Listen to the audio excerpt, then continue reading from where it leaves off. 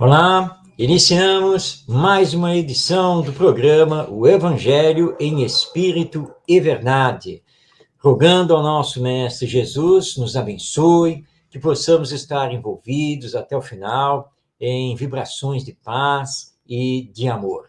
E o nosso muito obrigado a você por estar aqui nos acompanhando. Lembrando que estamos ao vivo e você pode participar enviando a sua mensagem tanto através do Facebook quanto do YouTube. Não deixe, então, de fazer a sua participação, de enviar aí o seu abraço, e podendo, inclusive, comentar as nossas falas, fazer uma pergunta, porque no final do programa nós dedicamos justamente a você. Vamos iniciar hoje falando da bandeira, do lema do Espiritismo, que é fora da caridade não há salvação. Na sequência, vamos continuar o estudo das parábolas do nosso Mestre Jesus, hoje falando da parábola da figueira em vegetação. E, quase que especial, hoje, nós vamos finalizar a vida e obra de Paulo de Tarso. É a jornada final desse querido apóstolo aqui na matéria, nessa sua última encarnação, da qual ele ficou tão conhecido. Mas calma, não se preocupe, nós não vamos deixar de falar de Paulo de Tarso nos nossos programas, mas depois eu anuncio o que vem aí pela frente. E no final, as nossas perguntas e respostas. Muito bem, vamos então iniciar o nosso programa trazendo para nós reflexões sobre o tema Fora da caridade não há salvação. Esse tema está em O Evangelho segundo o Espiritismo, capítulo 15, que tem justamente esse título, onde Allan Kardec, nosso codificador, realiza estudos sobre a legenda da caridade e a salvação de todos nós. E são dele as seguintes palavras que estão no item 5 desse capítulo 15 de O Evangelho segundo o Espiritismo. Então, abrindo aspas, palavras de Allan Kardec. Caridade e humildade. Esta é a única via de salvação. Egoísmo e orgulho, esta é a via da perdição. Esse princípio é formulado em termos precisos nestas palavras: amarás a Deus de toda a tua alma e ao teu próximo como a ti mesmo. Estes dois pensamentos contêm toda a lei e os profetas. E para que não houvesse equívoco na interpretação do amor de Deus e do próximo, temos ainda: e o segundo, semelhante a este, significando que não se pode verdadeiramente amar a Deus sem amar ao próximo, nem amar ao próximo sem amar a Deus, porque tudo quanto se faz contra o próximo é contra Deus que se faz. Não se podendo amar a Deus sem praticar a caridade para com o próximo, todos os deveres do homem se encontram resumidos nesta máxima: fora da caridade não há salvação. Então, fechando aspas, essas são as palavras de Allan Kardec no capítulo 15 de O Evangelho segundo o Espiritismo. Considerando que o mandamento maior da lei divina é o amor, não há como ficarmos apenas na discussão teórica do seu significado, proclamando o Espiritismo a necessidade de colocarmos em prática o amor, ou seja, colocá-lo em ação. E isso se dá através da caridade, quando damos de nós mesmos e do que temos para o nosso próximo, sem perguntar quem ele é e sem esperar nenhuma espécie de retribuição. Exatamente como Jesus o fez, que a todos atendia e prodigalizava as mais diversas bênçãos, conselhos, orientações morais, curas, lições, que fizeram, através dos tempos, vibrar o coração dos seres humanos. Jesus apresenta o primeiro mandamento. Na verdade, foi uma lembrança do mandamento que encabeça a famosa tábua dos 10 mandamentos que foram ditados a Moisés. Ou seja, amarás a Deus de toda a tua alma. É um amor incondicional ao Ser Supremo, ao Criador de todo o universo. Sentimento que deve sair do âmago da nossa alma e a todo ser envolver, no reconhecimento da paternidade divina, da misericórdia infinita, da bondade maior, da justiça perfeita, num verdadeiro ato de resignação e fé, de crença e esperança, de humildade e obediência.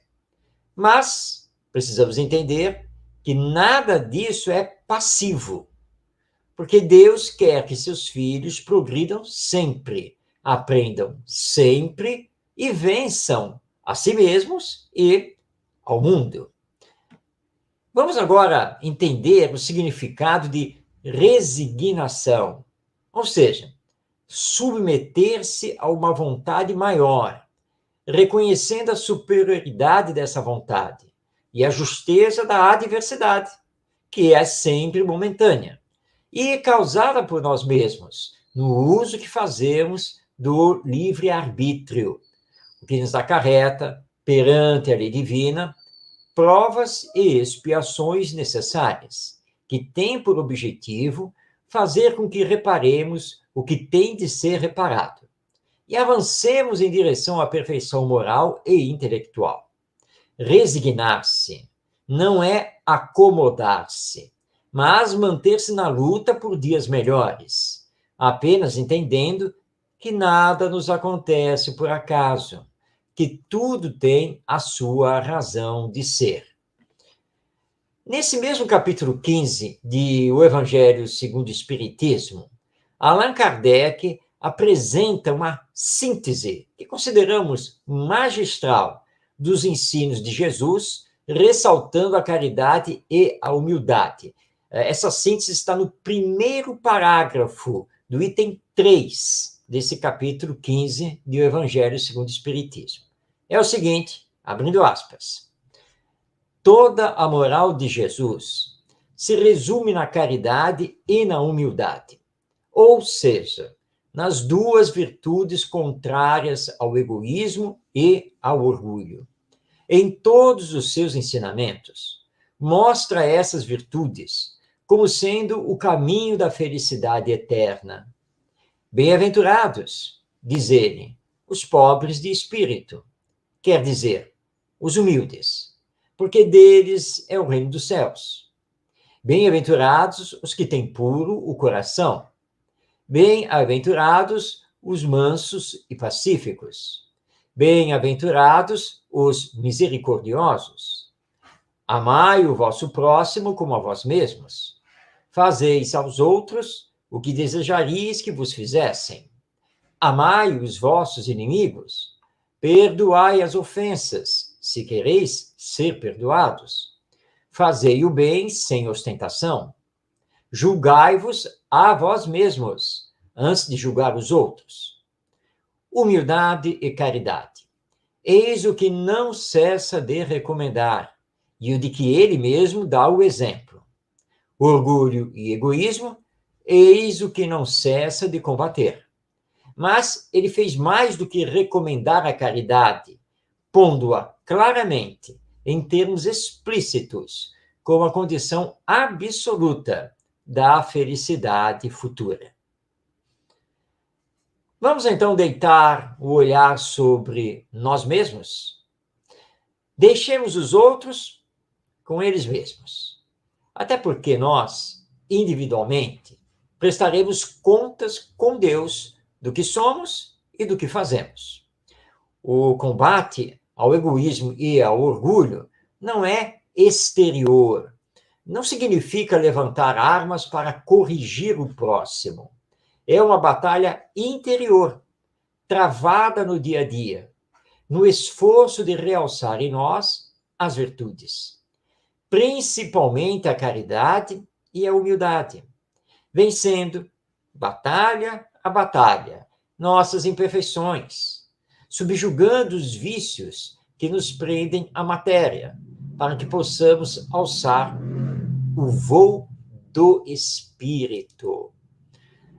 Todos os ensinos de Jesus, sempre seguidos de seu exemplo, mostram que a felicidade futura, não apenas no depois da morte, mas no tocante à nossa chegada à perfeição, depende da maior ou menor prática da caridade, mas sem que isso represente um prêmio, a espera de uma recompensa pelos esforços realizados, pois a verdadeira caridade é irmã da humildade, e a humildade nada espera, mas tudo faz, por amor, a benefício do outro e da humanidade. É por isso que Allan Kardec elegeu os ensinos morais de Jesus como objeto de estudo e compreensão do Evangelho Espírita, ou seja, da obra O Evangelho segundo o Espiritismo, mostrando em seus próprios textos e no dos Espíritos que a teologia não é senhora do cristianismo e que a ela falece a condição necessária para entendimento do mestre. Sair do campo retórico, das querelas acadêmicas, das interpretações sem fim, para ter o encontro com a vivência, a prática, o sentimento. O Espiritismo faz esse encontro, vivifica a boa nova e coloca o cristianismo nos corações, proclamando que o amai-vos uns aos outros só é real quando demonstrado pela ação da caridade.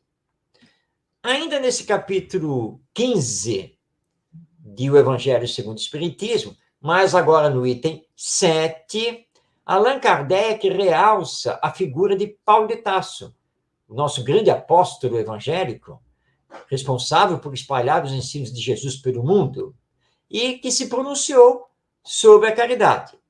Vamos então passar novamente a palavra de Allan Kardec, abrindo aspas.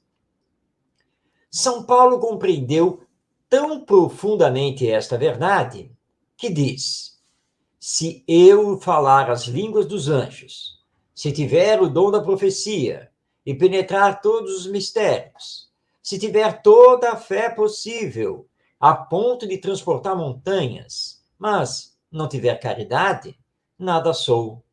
Entre essas três virtudes, a fé, a esperança e a caridade, a mais excelente é a caridade. Coloca, assim, sem equívoco, a caridade acima da própria fé, porque a caridade está ao alcance de todos, do ignorante e do sábio, do rico e do pobre, e porque independe de toda a crença particular. E faz mais, define a verdadeira caridade, mostra não somente na beneficência, mas do conjunto de todas as qualidades do coração, na bondade e na benevolência para com o próximo. Fechando aspas, essas foram as palavras, então, de Allan Kardec. E agora nós podemos perguntar: que adianta ganhar o mundo e perder a alma? Que adianta ter todo o conhecimento e frio o coração? Que adianta professar uma religião e não fazer a reforma íntima? É por isso que Paulo, o apóstolo dos gentios, coloca a caridade como a mais excelente de todas as virtudes, a mais importante de todas as conquistas. É a senha que nos revela diante do Pai. É o que nos distingue dos outros homens e mulheres. Por esse motivo, não podemos, em relação ao Espiritismo, ficar apenas com o conhecimento, pois nos faltará o essencial. E não poderemos, então, ter uma melhor vida, nem aqui na Terra, nem no mundo espiritual. Portanto, não esqueçamos deste grande lema do Evangelho e também do Espiritismo. Fora da caridade não há salvação. Muito bem, Vamos então agora, na segunda parte do nosso programa, dar continuidade ao estudo que estamos fazendo das parábolas do nosso Mestre Jesus. No programa passado, nós abordamos uma parábola muito conhecida, que é a parábola das bodas.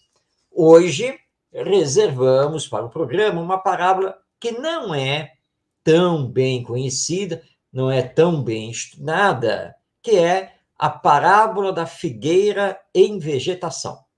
Essa parábola foi anotada e transcrita pelos evangelistas Mateus, Marcos e Lucas. Mateus transcreveu esta parábola no capítulo 24, versículos 32 a 34 do seu evangelho. Já em Marcos, encontramos no capítulo 12, versículos 28 a 30. E em Lucas, do capítulo 21, versículos 29 a 32. Então, vamos conhecer agora, então, esta parábola dada a todos nós por Jesus. É a seguinte: aprendei esta parábola tirada da figueira. Quando os seus ramos já se acham tenros e brotam as folhas, sabeis que está próximo o verão. Assim também vós, quando virdes todas estas coisas, sabei que ele, o Filho do Homem, está próximo às portas. Esta é a parábola da figueira em vegetação. Enigmática, não é mesmo? O que será que Jesus quis dizer com essa parábola? Bem, ele usa uma árvore que, na época, na Palestina, era muito comum, que é a figueira.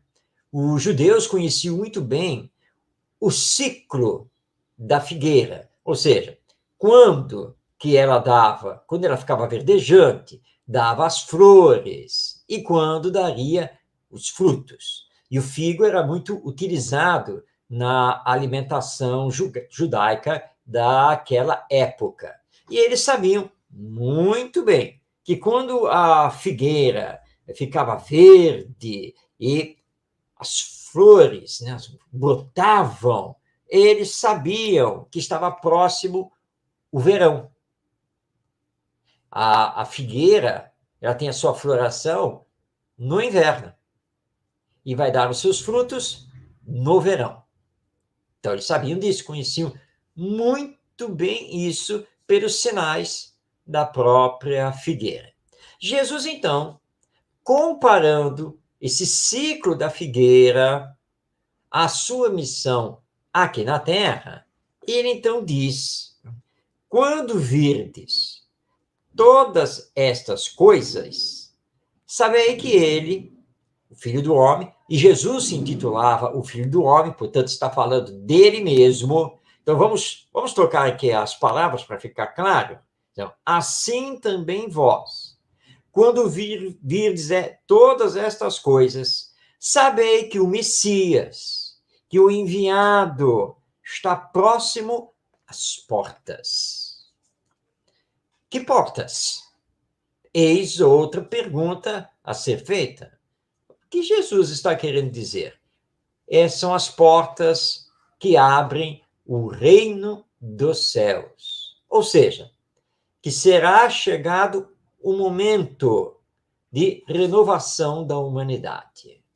E eles estavam, naquele exato momento, assistindo todas essas coisas acontecerem, porque o Messias estava entre eles, Jesus, e que vinha fazendo verdadeiros prodígios, considerados, muitos deles, milagres, atestando o seu poder espiritual, e de que ele era, sim, o enviado de Deus, prometido pelo Senhor e anunciado pelos antigos profetas judaicos, como Isaías, Elias, Daniel, Ezequiel e outros.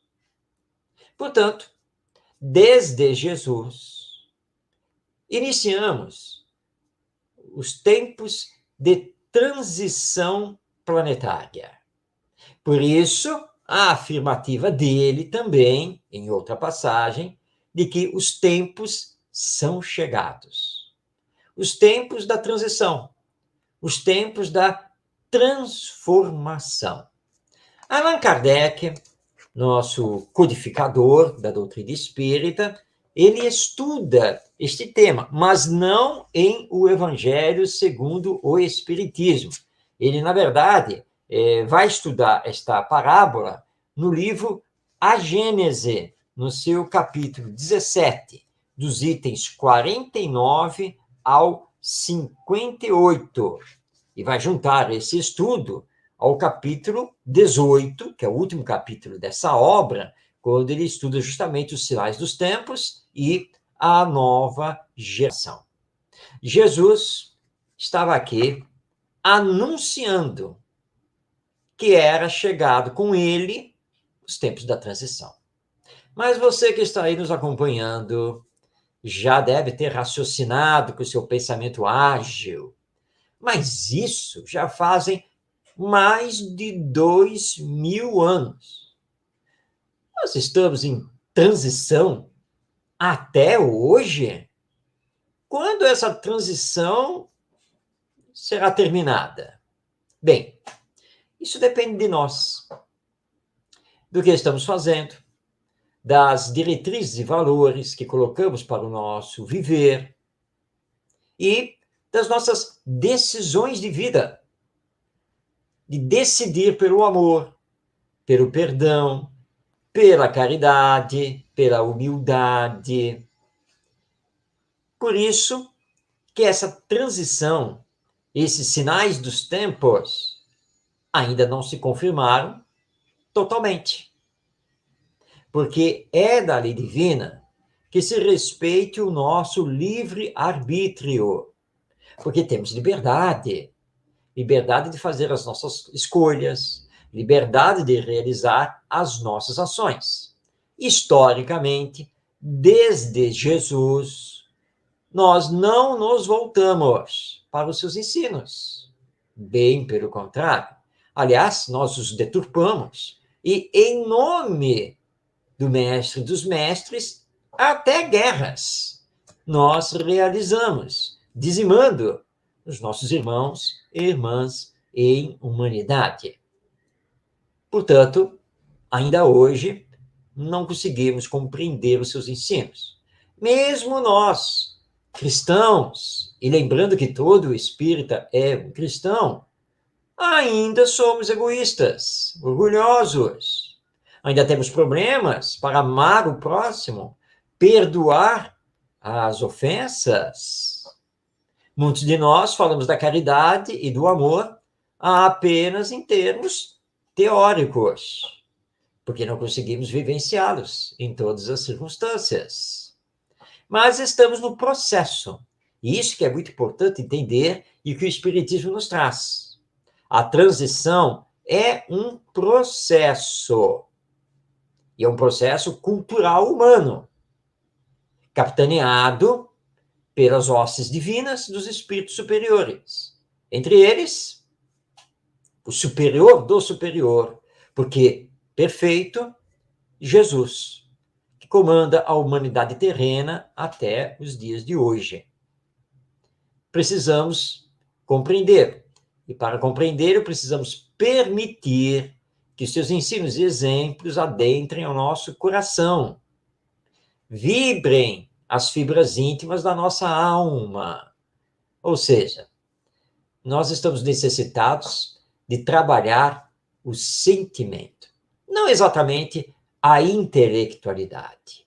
Se fizermos hoje uma pesquisa através da internet, vamos descobrir que sobre Jesus nós temos dezenas, centenas de livros, obras de historiadores, pesquisadores, teólogos, enfim. É um manancial muito grande sobre Jesus.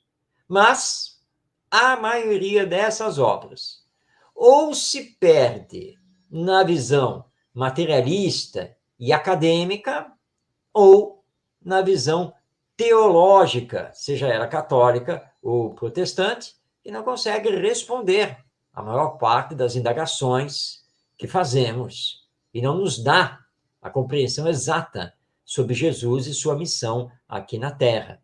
Mas não nos falta literatura, não faltam pesquisas, teses, isso não falta. Temos abundante, sem nenhum problema para encontrar.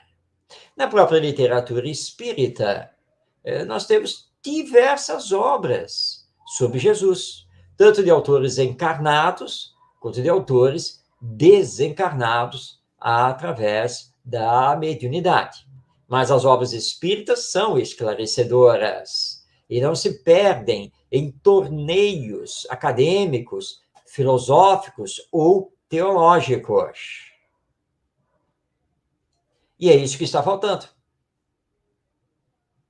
E está faltando muito. Termos essa compreensão que nesta parábola da figueira em vegetação, Jesus, já na sua época, quando esteve conosco, lançou para nós que a transição já estava ocorrendo, personificada por ele, que estava presente aqui na Terra e fazendo as coisas que os apóstolos, chamados evangelistas, anotaram nos seus evangelhos, ou seja, Mateus, Marcos, Lucas e João, e depois, nas cartas ou epístolas, Paulo de Tarso.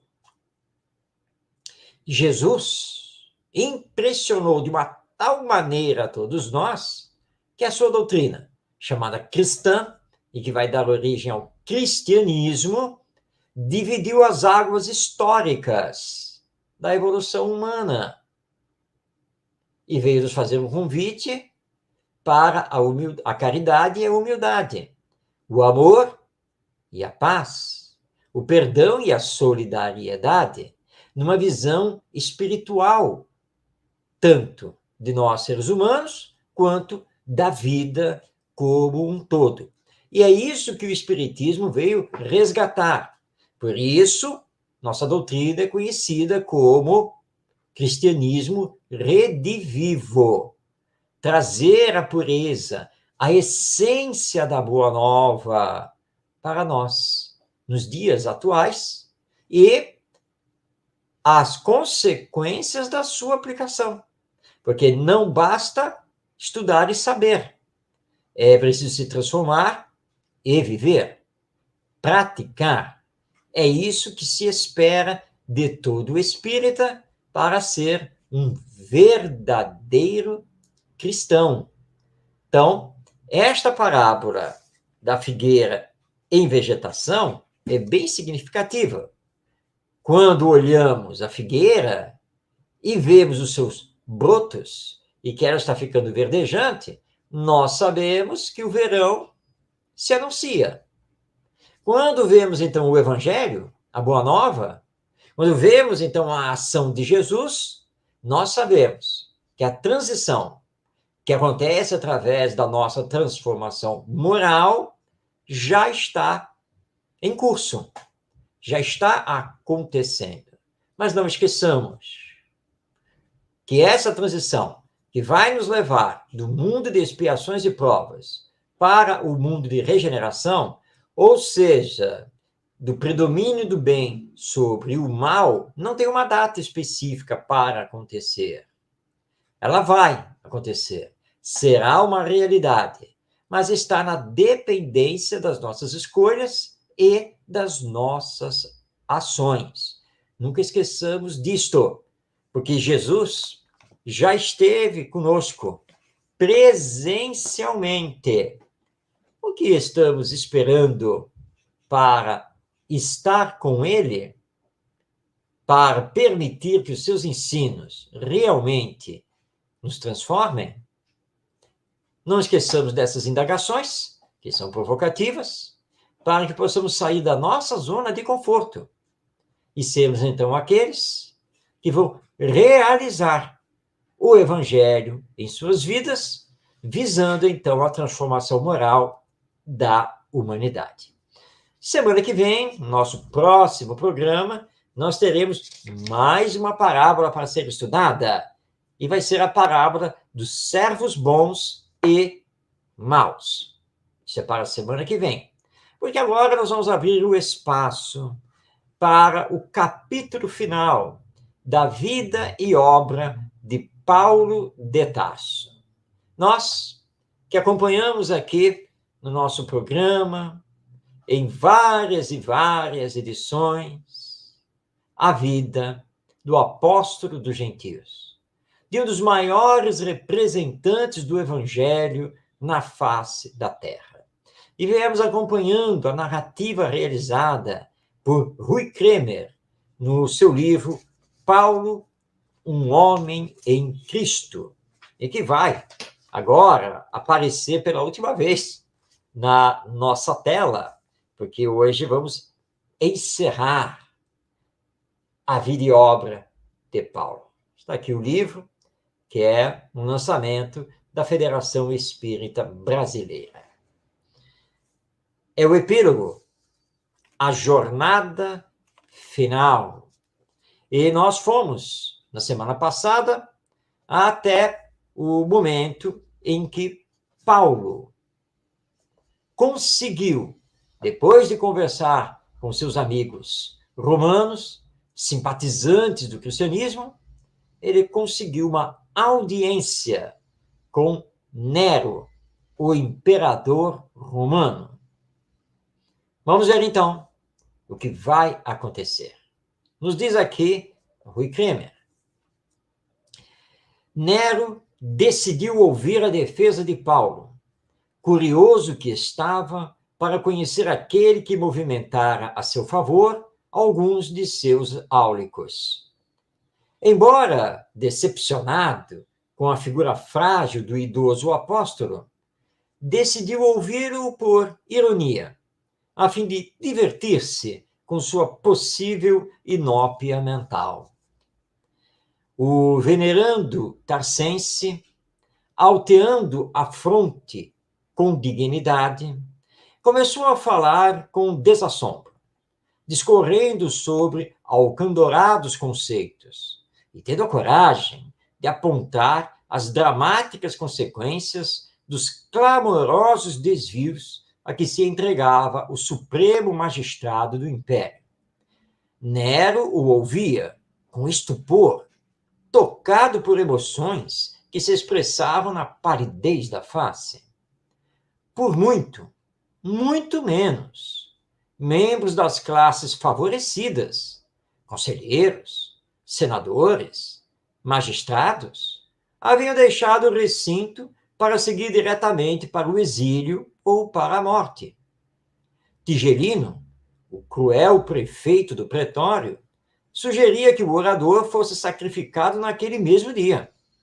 O imperador, todavia, afirmando que aquele homem era um dos mais perigosos que até então encontrara, capaz de capitalizar toda a reação contra os seus odiosos abusos, sugeriu libertá-lo e mantê-lo sob vigilância, até que chegassem os festejos de reinauguração do Circo Máximo, quando, então, seria levado ao lugar ermo e sacrificado. O alvitre foi acolhido com encômios e, para surpresa dos circunstantes, o imperador declarou que o réu estava livre. Foram dias difíceis para o denodado apóstolo. Sua saúde estava abalada, não podendo mais dar-se às atividades que lhe cobrassem esforço físico. Procurou seus amigos e colaboradores e, para seu pesar, descobriu que, um a um, tinham sido levados ao martírio ou se encontravam nas prisões, ou ainda, o que mais lhe confrangia a alma, vários haviam debandado para fugir aos acerbos testemunhos. E casos houve de companheiros que o desampararam, como Demas, enquanto outros, como Alexandre, o latoeiro, lhe causaram muitos males. E isso nós encontramos na segunda epístola de Paulo a Timóteo. Contava, é bem verdade, com a impertérrita fidelidade de Lucas, que lhe foi refrigério nestes dias tristes, colaborando com Paulo na feitura de algumas cartas, inclusive a destinada ao seu querido Timóteo, na qual se lê todo o seu desalento, toda a sua profunda amargura, numa simples frase: só Lucas está comigo. Paulo foi acolhido no lar dos irmãos de fé Lino e Cláudia. E, conforme planejado, algumas semanas depois, na noite que antecedeu aos grandes festejos que marcariam a reconstrução do Circo Máximo, um troço de soldados invadiu a residência de Lino, aprisionando Paulo e seus anfitriões, que foram separados e jogados em escuras enxovias. A antiga lenda romana nos conta que a cega Petronila, num claro paralelismo com a Verônica, ofereceu um véu ao apóstolo para que este vendasse seus olhos. Paulo declinou, agradecido da piedosa oferta, e a cega, posteriormente, ao colocá-la sobre os próprios olhos, teria recuperado a visão. Afirma ainda a tradição que piedosos irmãos levaram os despojos para a casa de Lucina, extremada discípula de Jesus, distante dali 2 milhas, onde foi sepultado, no local em que se ergue atualmente a Basílica de São Paulo, fora dos muros, uma das 4 grandes basílicas romanas.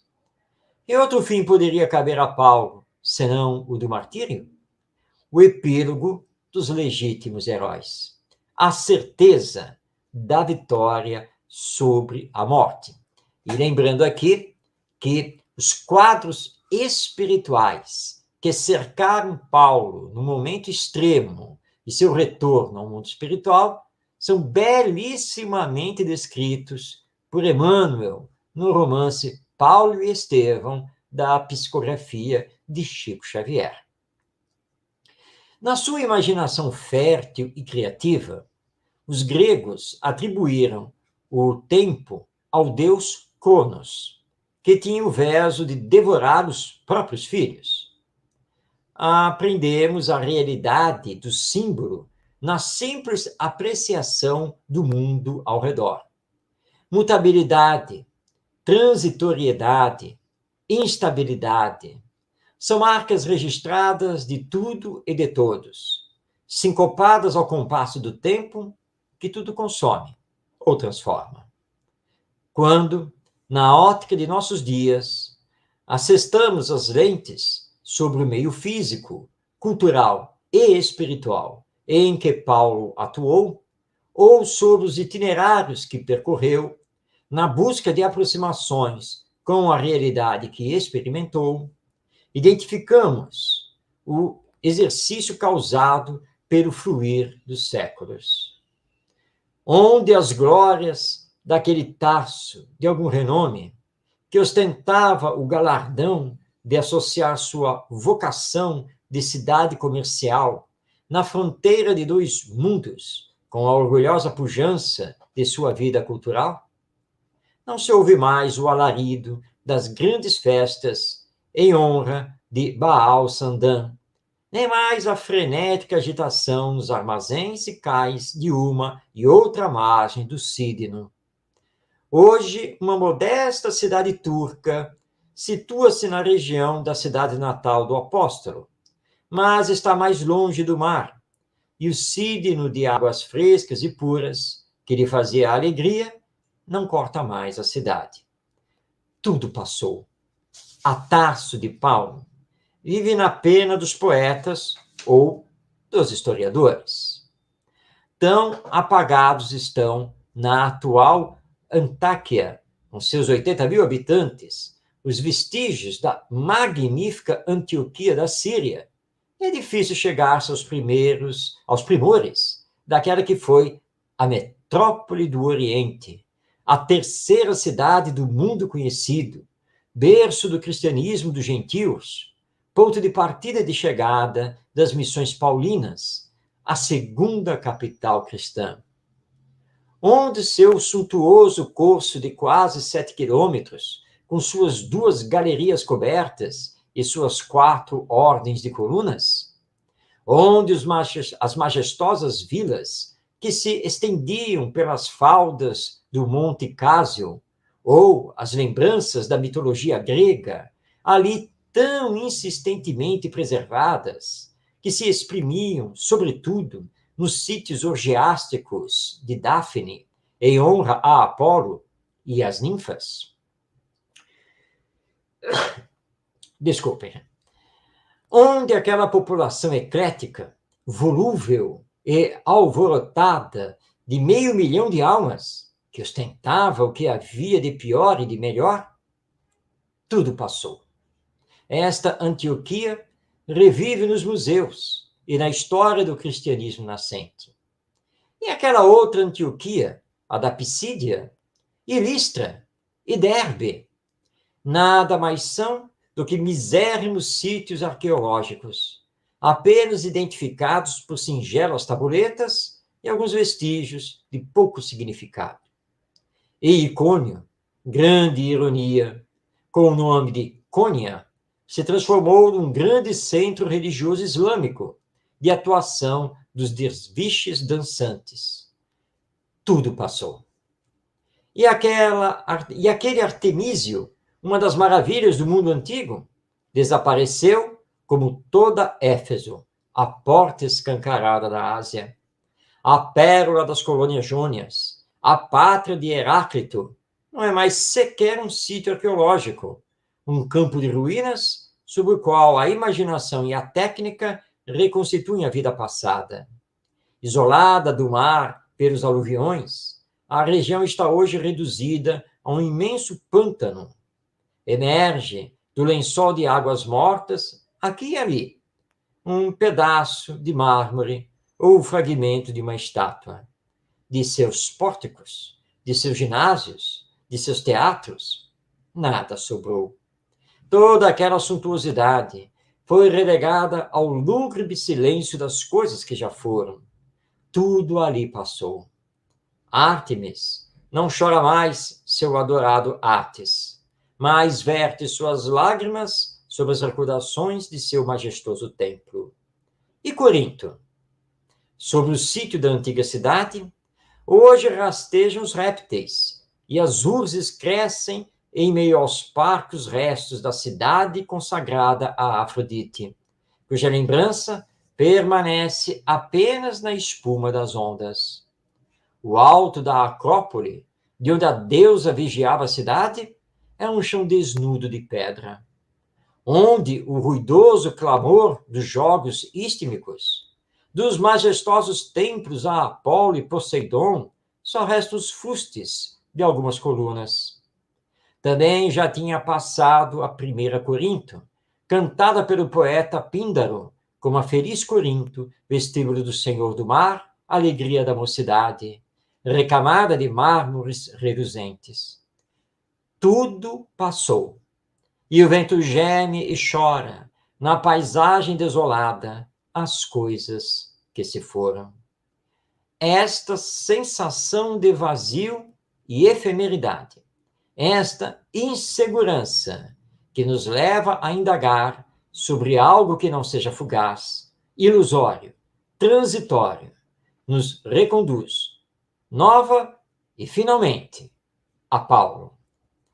Ele pregou e viveu o que é eterno, o que é confiável, e hoje, como ontem, fulgem com resplandecente luz os seus inspirados e profundos conceitos sobre o amor, inseridos no capítulo 13 da primeira carta aos Coríntios, onde nos assegura que o amor jamais acabará. Eis então a saga de Paulo de Tarso, o maior dos apóstolos do Evangelho. Lucas no seu Atos dos Apóstolos, pelo menos o que chegou até nós, não nos diz como foi a morte de Paulo.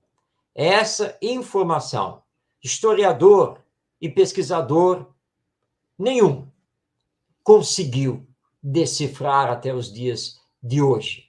Existem lendas a esse respeito, mas os espíritos, através dos médiuns, vêm nos desdobrar isso e dizer então que Paulo foi conduzido para fora dos rumos da cidade de Roma e ali então ele foi decapitado, retornando ao mundo espiritual numa glória imensa daquele que serviu ao Cristo e que se identificou com a sua mensagem e com seus exemplos e com suas cartas, chamadas também de epístolas, nos legou todo um conhecimento, um sentimento que o cristianismo pôde então varar os séculos, os milênios e está conosco até os dias de hoje. Nós agradecemos do fundo da nossa alma a Paulo de Tarso, esse valoroso companheiro, irmão, que esteve aqui na Terra, lutando para o cristianismo não fosse abafado e que a mensagem moral de Jesus ficasse conosco por todos os tempos. Porque, ao contrário de tudo que é da matéria, a mensagem do Cristo é eterna, perene e que vai nos acompanhar para todo o sempre, porque tem por base inamovível o amor. Encerramos aqui, então, a vida e obra de Paulo de Tarso. Mas a partir da próxima semana, a próxima edição do nosso programa, nós vamos começar a estudar as cartas ou epístolas de Paulo de Tarso, iniciando pela carta aos Romanos. Vamos fazer diversos estudos do conteúdo, do significado e a história dessas cartas, que são um verdadeiro complemento ao Evangelho. A partir, portanto, da próxima edição, semana que vem, continuando aqui com Paulo de Tarso. Bem, estamos na reta final do nosso programa, mas ainda temos tempo para responder a uma pergunta que nos foi endereçada. Ela chegou de São Paulo, capital, e foi feita pelo Rubens Evandro. Ele pergunta: qual é a diferença entre a lei judaica e a lei cristã trazida por Jesus? Rubens, a diferença é muito grande. Naquela época em que Jesus esteve conosco, então estamos falando aqui de mais de 2000 anos, os judeus, eles viviam obedecendo a lei mosaica, que era conhecida como lei de talião. Olho por olho, dente por dente. Esse é o resumo, né, da lei judaica daquela época e que era baseada nos 5 primeiros livros do Antigo Testamento, que conhecemos na atualidade. Esses 5 livros que compõem o Antigo Testamento, os 5 primeiros livros, os judeus chamam de Torá. E eles, então, obedeciam a Torá, interpretavam a Torá e viviam conforme os preceitos da Torá. Mas temos que lembrar que Moisés, que foi um grande profeta, médium, e que foi o primeiro revelador da lei divina, ele estava à frente de um povo rebelde, primitivo. E embora ele tenha recebido e dado a esse povo os 10 mandamentos, que têm origem divina e espiritual, ele foi obrigado a sancionar uma lei civil, humana. E era uma lei realmente severa, porque era a única maneira de controlar o povo judeu daquela época. Isso vai varar o tempo e mais ou menos entre 300 a 400 anos antes de Jesus, a lei mosaica civil, ela foi revigorada e estava ali na época de Jesus em plena aplicação. E Jesus vem trazer uma nova lei, a lei de amor, a lei que proclama o amai-vos uns aos outros, o perdão das ofensas, a caridade sem olhar a quem.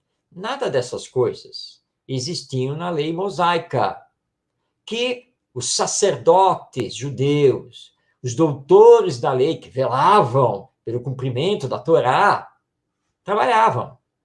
Nada disso existia. Eles tinham o orgulho da raça, considerando-se, inclusive, o povo eleito de Deus. Então, caridade, humildade, fraternidade, solidariedade, perdão, amor ao próximo, nada disso fazia parte da lei judaica então vigente. Então, vemos aqui que a diferença é gritante entre o que Jesus veio trazer e exemplificar e o que dizia a Torá, a lei judaica. Por isso, nós espíritas, na atualidade, dizemos que o Antigo Testamento, que genericamente é chamado de Bíblia, não representa a lei divina, não representa a palavra de Deus. A palavra de Deus está lá nos 10 mandamentos, mas o resto é humano, é interpretativo, é de ocasião, de época. Por isso que nós espíritas ficamos com os ensinos morais de Jesus, que é a essência do Evangelho. E Jesus foi claro: amai-vos uns aos outros como eu vos amei. Porque ele é o exemplo. Ele não foi apenas um mestre que ensinou o amor. Ele praticava o amor. E é isso, então, que precisamos realizar. Daí a grande diferença entre essa lei de Talião, também conhecida como lei mosaica, ou lei judaica naquela época, e a lei de amor, que vai dar origem a todo o edifício doutrinário do cristianismo, que temos até os dias de hoje, revisitado, então, pelo Espiritismo, através da imortalidade da alma e todas as suas consequências.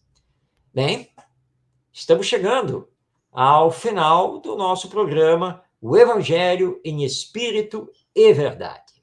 Você encontra todas as edições do nosso programa no canal da Web Rádio Cristo Consolador, no YouTube, e também no canal Orientação Espírita. Então, você pode assistir os nossos programas a qualquer tempo, sem nenhum problema. E fica, então, aqui o convite para que você esteja conosco na próxima quinta-feira, 5 da tarde, ao vivo, para mais uma edição de O Evangelho em Espírito e Verdade. Que nosso Mestre Jesus nos abençoe, que possamos ter paz em nossa vida, vibrando sempre no amor e no bem, para que tenhamos, aqui na Terra, dias melhores, tempos de paz, de fraternidade e de solidariedade. Façamos a nossa parte com Jesus, que, mais rápido do que imaginamos, faremos a transformação moral da humanidade. Paz em seu coração e até o nosso próximo programa, essa próxima edição, semana que vem.